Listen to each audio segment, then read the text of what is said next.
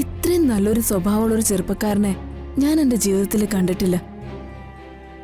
അതുകൊണ്ട് നാണം കെട്ട് ഞാൻ ഒരിക്കൽ കൂടി പറയുവോ, മോള് രാജുവിനോടുള്ള പിണക്ക് അവസാനിപ്പിക്കണം.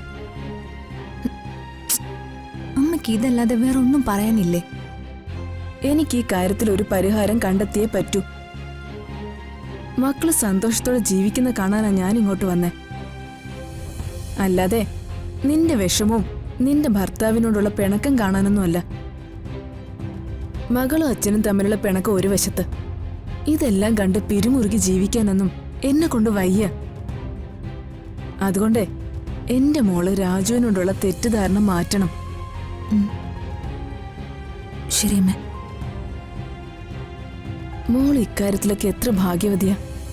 ഇത്രയും നല്ലൊരു ചെറുപ്പക്കാരനെ ആർക്കെങ്കിലും ഭർത്താവായിട്ട് കിട്ടുമോ? ആ രാധമ്മയും വേണുവേട്ടനും കൂടി എത്ര നന്നായിട്ട് അവനെ വളർത്തിയേ.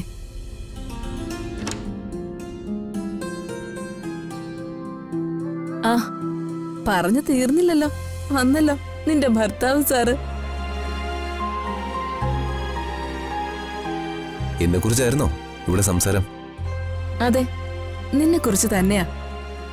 നിന്റെ കൊള്ളരുതായ്മകളെ കുറിച്ചാ ഇവിടെ ഞാനും നിന്റെ സഹധർമ്മിണിയും കൂടി പറഞ്ഞുകൊണ്ടിരുന്നത്. അമ്മ എന്നെ തെറ്റിദ്ധരിക്കില്ലെന്ന് എനിക്ക് നല്ലോണം അറിയാം.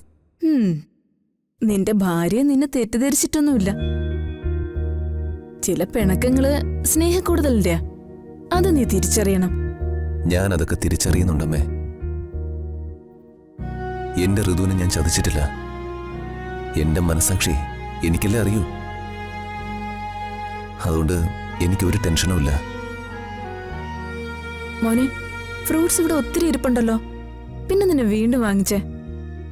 പ്രഗ്നന്റ് ആയിട്ടുള്ള പെൺകുട്ടികള് ഫ്രൂട്ട്സ് ധാരാളം കഴിക്കണം. വാഴപ്പഴം, മാമ്പഴം, മുന്തിരി, പാല്, പഞ്ചാമൃതം. ആഹാ, നീ ഇതിനുമുമ്പ് എത്ര സ്ത്രീകളുടെ ആഹാര രീതികൾ ശ്രദ്ധിച്ചിട്ടുണ്ട്? ഞാനിതൊക്കെ നെറ്റിൽ നോക്കി പഠിച്ചെടുത്തതാ. കുങ്കുമപ്പൂ വരെ ഞാൻ മേടിച്ചിട്ടുണ്ട്.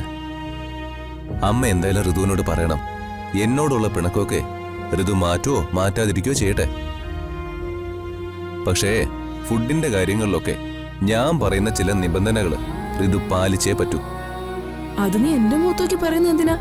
അവളോട് തന്നെ ചോദിക്കേ, അവളല്ലേ മറുപടി പറയണ്ടേ? ഞാൻ പറയുന്നത് ഋതു കേൾക്കുമല്ലോ അല്ലേ? കേൾക്കും. കേൾക്കണം. ഡെലിവറി വരെ ചില കാര്യങ്ങളില് എന്റെ കൺട്രോൾ ഉണ്ടാവും. പിന്നെ ഭാര്യയുടെ കാര്യത്തിൽ ഏറ്റവും ഉത്തരവാദിത്തമുള്ളത് ഭർത്താവിന് തന്നെ ആയിരിക്കും. സത്യം പറഞ്ഞ ഈ ഭാര്യയുടെ പ്രസവവേദനേക്കാൾ ഭയങ്കരമായിരിക്കും ഭർത്താവിന്റെ ടെൻഷൻ.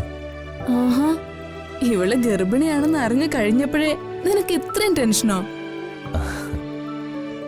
അങ്ങനെയാണെങ്കിലേ ഇവള് ലേബർ റൂമിൽ കേറുമ്പോ പുറത്ത് നീ വലിയ കോലാഹലം ഉണ്ടാക്കുമല്ലോ.